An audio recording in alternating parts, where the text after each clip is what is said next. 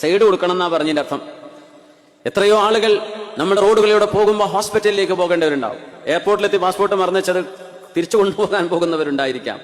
എന്തൊക്കെ തിരക്കി പിടിച്ച ആൾക്കാർ അപ്പം ഉണ്ടാവും ഓരോരുത്തർ. ഞാനിപ്പോ ടാക്സ് അടിച്ചിട്ടല്ലേ പോണത്, ഞാനും അവന്റെ മരത്തിൽ ഇന്ത്യയിലെ റോഡ്. സംഭവം ശരിയാണ്. ഒന്ന് ഓരം ചേർന്ന് കൊടുത്താൽ എത്ര ഹൈറാണ്. പ്രത്യേകിച്ച് ബസ്സുകൾക്ക്.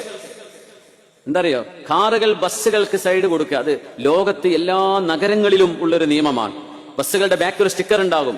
അവർ ഓവർടേക്ക് ചെയ്യുന്നിടത്ത് ഒരു ഗ്രീൻ അവർ ഓവർടേക്ക് ചെയ്യാൻ അനുവദിക്കണം. നിങ്ങൾ എന്ത് ചെയ്യണം, കാർ ഒന്ന് ബാക്കിൽ നിന്ന്. എന്ത് കാരണം എന്നറിയോ, നിങ്ങളുടെ കാറിൽ നിങ്ങളോ ഒരാളോ രണ്ടാളോ നാലാളൊക്കെ ഒരു കാറിൽ കാണൂ, ഒരു ബസ്സിൽ 40 ആളുണ്ടാകും.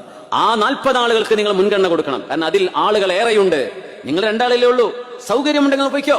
അല്ലെങ്കിൽ ഒരു ബസ്സിനെ അല്ലെങ്കിൽ ഒരു ട്രാമിനെ, ഒരു കൂട്ടമായ ആളുകൾ യാത്ര ചെയ്യുന്ന ഒരു സംവിധാനത്തെ നിങ്ങൾ ബ്ലോക്ക് ചെയ്യരുത്.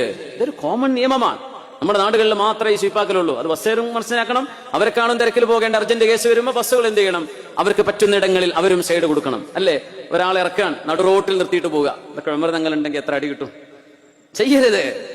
അലൈക്കും ബിജാനിബി ത്വരീഖ്, വഴിയുടെ ഓരത്തേക്ക് മാറി നിൽക്കണം. നിങ്ങൾ സൈഡ് ചെയ്യാൻ ആളിറക്കുകയാണ്. ബസ്സിൽ ഓട്ടോറിക്ഷകളുണ്ട്, ബൈക്കുകളുണ്ട്.